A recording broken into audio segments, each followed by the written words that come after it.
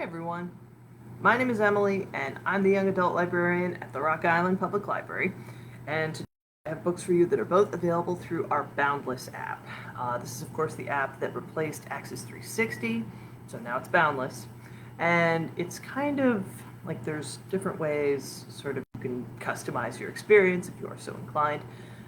You can set it sort of like if you want to have one account, and then if there's kids in your family you want to share your account with, you can set it so like kids and teens, they just get like books at their age group and below.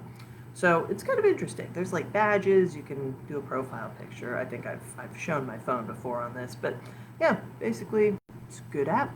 Got some like Access 360 has a different library of titles than Libby and Hoopla for the most part. There is some overlap, but I will say I think with Boundless, they fixed some of the bugs with Access 360, the previous version of this app.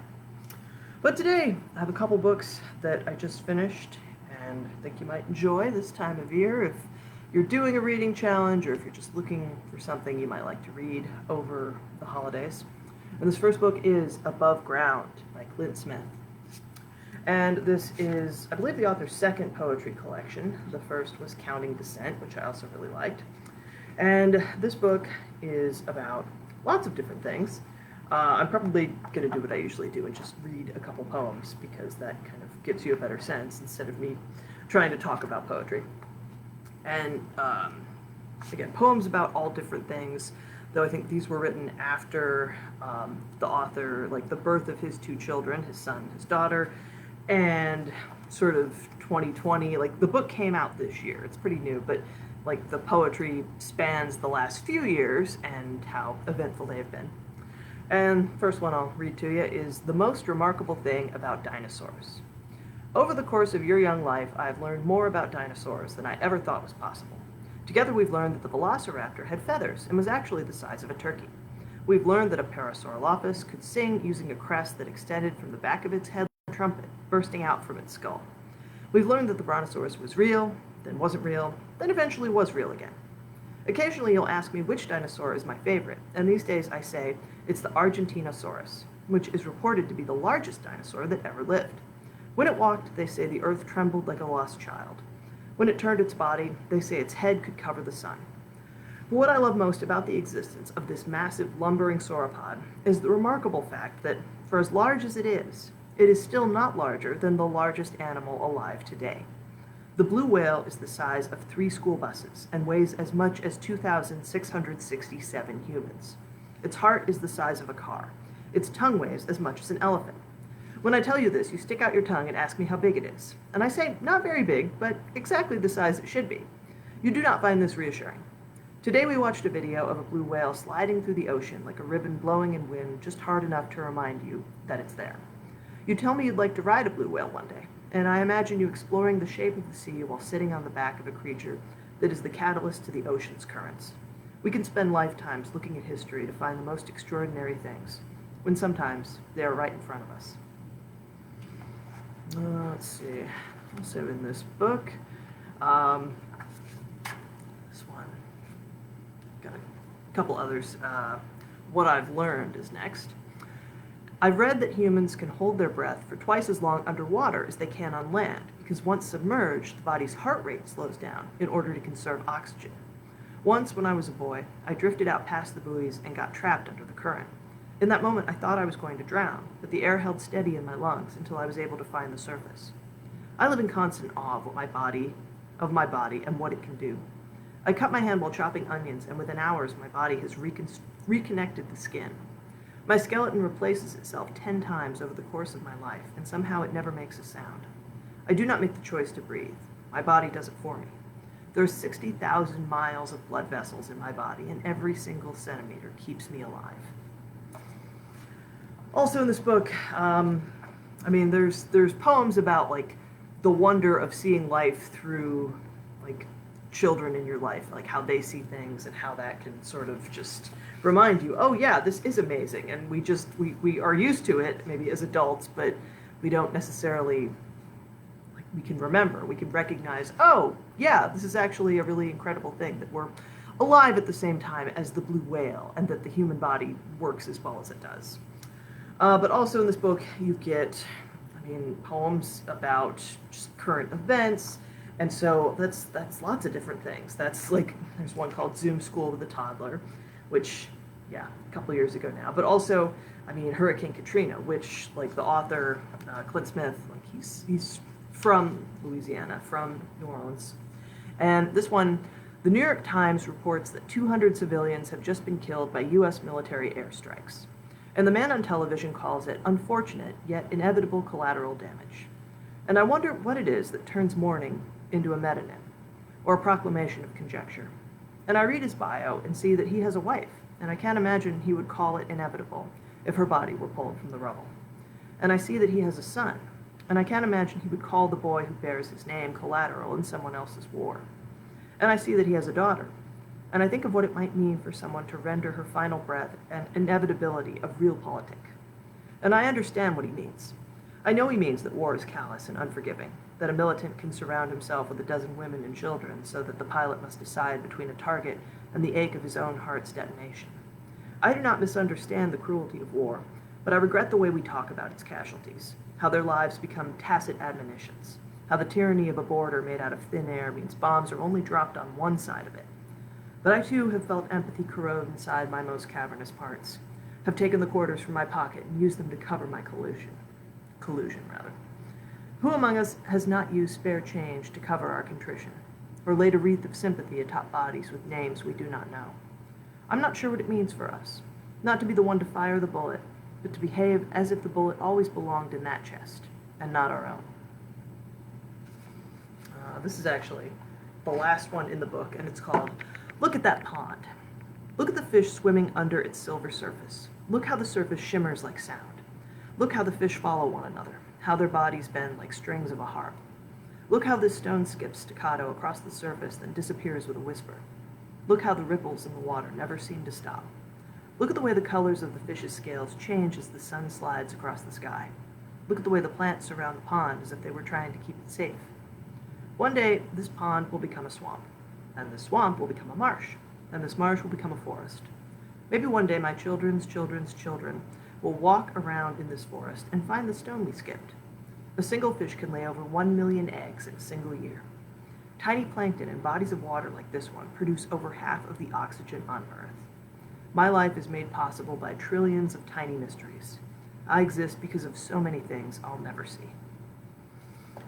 So, just a really excellent collection of poems. Clint Smith is also the author of How the Word is Passed, A Reckoning with the History of Slavery Across America, and again, Counting Descent. Oh, and that one, because it's on the back flap, won the 2017 Literary Award for Best Poetry Book from the Black Caucus of the American Library Association.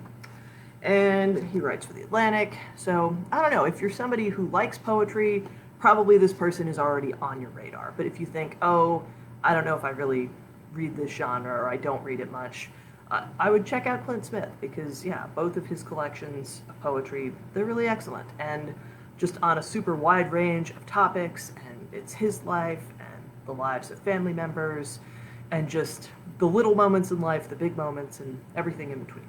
So check it out. And next, I have novella for you. This is This Winter by Alice Oseman. And I've talked about the Heartstopper series, like I book talked the first one, but I'll be honest, this is a series of graphic novels I've been waiting to read until the series is done. Like I'm kind of at that point in my life where it's like, it depends on the series. Like obviously the Murderbot Diaries I'm reading and it's not finished, and I don't care, it can go on forever as far as I'm concerned, and I will happily read more. But with this series, I was like, oh, you know, I'm going to kind of wait until we're closer to the end. Then I'm not, like, waiting for a cliffhanger, hanging on, waiting for the conclusion. But book 5 just came out of Heartstopper, and this novella came out, like, it was re-released back in September. Like, it had been out for a bit. And, like, in the back of this one, you get the protagonists, Nick and Charlie. Like, it's just, there are some illustrations at the end, for the most part, because it is a novella. It is, like, prose, and it is text conversations. And the whole idea idea with Heartstopper is it is the story of two boys in high school in Great Britain. Their names are Nick and Charlie. And Nick is a year older than Charlie. And this is like, this winter is taking place the Christmas after they started dating. Like, they start dating in April, and then this is the Christmas after, like, they've had an eventful year. So, spoilers kind of for the graphic novels, which again, I've skimmed the first couple, and it's like, oh, okay, I do want to read these, but like, when we get down to like the last couple volumes, like again, volume 5 is out. Volume 6 presumably is going to come out next year, and that's going to be the final volume. And a lot of stuff happens. Like, there are, I think at least in volume 1, there's kind of a cliffhanger, but it's different seasons in these two people's lives, and in this case, you get a look, like, closer insight into Charlie's family. And so this is his younger brother Oliver, who is 7. This is his older sister Tori. She is 16. And Charlie is 15, and he's dealing with the fact, again, spoilers for the graphic novels, but he has been struggling with an eating disorder. And so he was actually an inpatient for like part of this last term. Like, the last term of school, he missed some, and now he's going to go back like the following calendar year. But he also had like a self-harm incident in the fall, and he's been telling, like, he's becoming, as this story goes on, starting to get better about like talking about this, because his family, I should say, each section of this book is told by a different member of the family. So the first part is Tori, and she kind of explains how their parents sort of, they're maybe not into having a deep discussion about like, where is this coming from. And on the one hand, that's fair. They are not therapists, they are not licensed counselors. So, I mean, now Charlie is seeing a therapist named Jeff. And I mean, Tori's thinking, okay, that's good. You know, I care about my brother and I want to support him. And she recognizes early in the story that, like, hey, an eating disorder, this isn't the sort of thing, like, there's not always one cause. It's like any kind of illness, mental or physical. Sometimes it just happens. And I mean, Charlie, too, in this book is acknowledging, like, okay, well, I'm figuring stuff out, like, I'm working on this, there's going to be good days and bad days, but there are family misunderstandings, as you can imagine. Like, there are family who want to talk about, like, oh, how scary a mental institution must be. And Charlie has to explain, well, no, I was in a place for people with eating disorders, and, you know, I got to have a whole team of people helping me, and I met other people my age who are kind of struggling with the same stuff. And, I mean, there's also people who just think, oh, so you're home, that means you're cured. And again, it's like, well, that's not how mental health works. Like, there's certainly, like, once you know, okay, this is what's going on, maybe these coping strategies will help. So, all that's good, but Charlie's kind of having a rough Christmas, because having an eating disorder around the holidays, especially when it's a very food-focused time, like, he knew going in, like, all right, this year's going to be kind of rough. And to be fair, like, his dad, I think, is the one who does the cooking. And so they've kind of, like, they talked it out beforehand. Like, they made a meal plan. And Charlie, it's like, yeah, that's helpful, for sure. But he's been having arguments with his mom. And so in part 2 of this story, like, at the beginning, you know, most of the first section of the book, I should say, is, like, Christmas Day at the Spring household. So Tori's telling that story.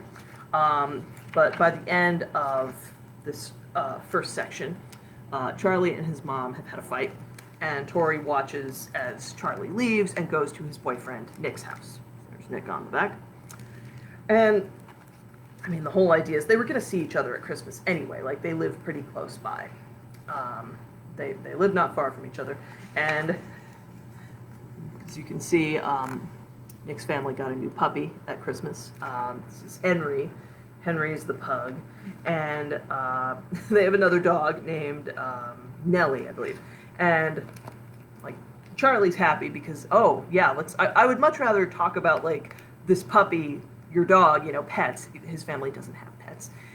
And just be introduced to members of Nick's family. Like, oh, this is my boyfriend. This is my boyfriend. Like, they're not asking awkward questions. It's just like, hey, this is my significant other. And people are like, oh, nice to meet you. Like, there's just lots of people who have heard that Nick has a boyfriend, and now they're meeting Charlie.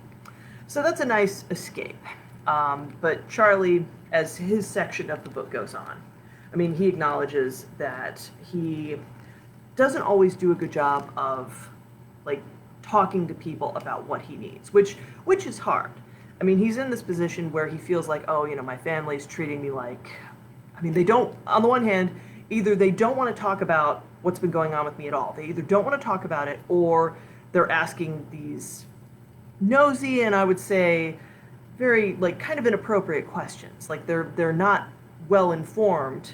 Like, and this is aunts and uncles, you know, this is just people where, fine, we only see each other a few times a year, but you could have done a quick Google maybe, what not to say to somebody who is coping with mental health struggles.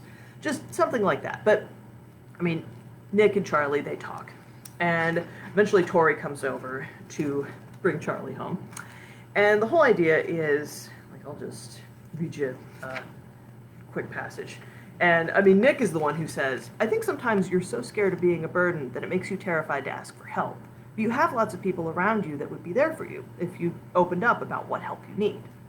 And so that's the thing. Like, Tori, she's been there for her brother, and Charlie acknowledges, like, hey, I'm going to try harder to say when I need help and explain how I need help.